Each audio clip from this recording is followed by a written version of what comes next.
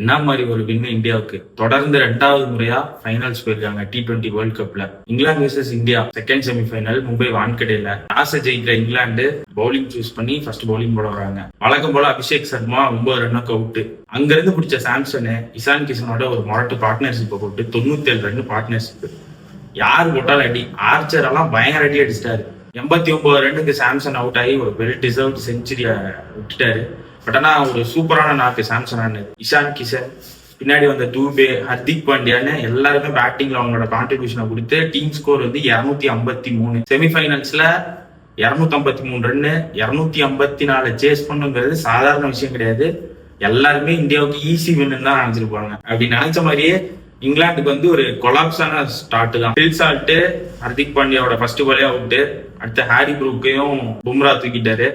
So almost game வந்து India பக்கம் வந்துருச்சுன்னு எல்லாருமே நினைச்சிருப்பாங்க.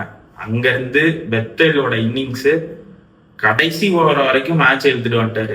இந்தியா ஜெயிக்கிறதுக்கு முக்கிய காரணமே அக்ஷர் பட்டேலோட அந்த 2 கேட்ச், வில் ஜாக்ஸோட கேட்சும் ஹாரி ப்ரூக்கோட கேட்சும் சூப்பரா இருந்தது. ஃபீல்டிங்கு, கேட்சிங் ரொம்ப நல்லா இருந்தது. பெத்தேல ஒரு அருமையான இன்னிங்ஸ் ஆடி ஒரு செஞ்சுரி. கடைசி ஓவருக்கு 30 ரன் தேவை. ஆல்மோஸ்ட் இந்தியா ஜெயிச்சிட்டாங்கன்னு எல்லாருக்குமே தெரியும். தூபே ஓவர் போட்டு சாதகமா முடிச்சு கொடுத்துட்டாரு. மார்ச் 8 இந்தியா விசஸ் நியூசிலாந்து அகமதாபாத்ல மேட்ச். ஃபைனல்ல யாரு வின் பண்ணுவாங்கன்னு உங்களோட தாட்ஸை கமெண்ட்ல சொல்லிருங்க.